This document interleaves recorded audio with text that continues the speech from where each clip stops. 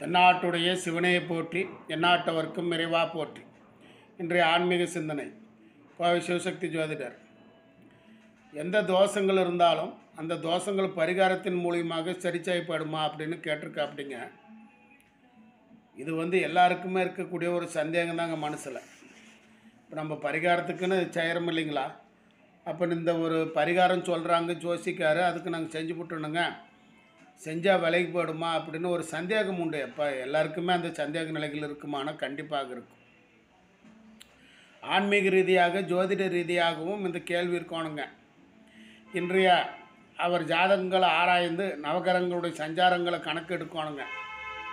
கணக்கெடுத்து அதுக்கு மேலே அதாவது பாவி போகிற இடம் ஏரியும் சாவின்ற மாதிரி நம்ம நேர காலங்கள் அதுக்கு ஒத்துழைக்கணுங்க.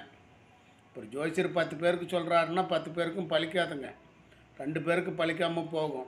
ஏன் அந்த 2 பேருக்கு பலிக்கிறதில்ல? இப்போ 10 பேருக்கு சொல்கிறா அப்படின்னா 10 பேருக்கும் தானே பலிக்கணும். அப்படின்னு பார்த்தீங்கன்னா அவங்களுடைய கர்மா அவங்களுடைய ஜாதகத்தில் இருந்தால் அது இவங்கள செய்ய விடாமல் தாட்டி விடுங்க. அதனால் இப்போ நம்ம சொல்கிறோம் இல்லையா, பாவி போரிடம் ஏரியும் சாவின்னு.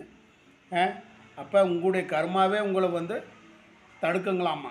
அதனால் அந்த ஒரு அமைப்புகள்ன்றதும் இருக்குதுங்க. அதுதான் நம்ம நேரம்னு சொல்கிறோம் இல்லைங்களா? அப்புறம் எதுக்கு சார் பரிகாரம் பண்ணணும்? அது அந்த பரிகாரம்ன்றது எனக்கு முழுமையாக உங்களை ரிக்கவரி பண்ண முடியாதுங்க. அந்த அமைப்பு அம்சங்கள் தசாபுத்திகள் நல்லா இருந்தால் ரிக்கவரி ஆகிடுவீங்க. இப்போ இந்த ராகு எது பயிற்சி ஆகுதுங்க, சனி பயிற்சி ஆகுது. ஸோ இதெல்லாம் பாதிப்பு இல்லாமல் உங்களுக்கு இருக்கிற ஒரு நிலைகள்ன்றதும் கொடுத்து போடுங்க. இதுதான் அதனுடைய நிலைப்பாடு, சரிங்களா? ஸோ அந்த பரிகாரத்தின் மூலியமாக கெடுப்பலன்களை குறித்து நற்பலன்கள் கிடைக்குங்க. முழுவதுமாகலாம் உங்களுக்கு பிரச்சனையே இல்லாமலாம் தாட்ட முடியாதுங்க. பூர்வ புண்ணியஸ்தானம் வலுப்பெற்றிருக்கணுங்க. அவன் அனுபவிக்க வேண்டிய நிச்சயமான அனுபவங்களும் நிச்சயமான ஒரு பலாபலன்களும் அவன் சந்திப்பாங்க. ஸோ அது நல்லதாக இருந்தாலுமே கெட்டதாக இருந்தாலுமே நடக்குங்க.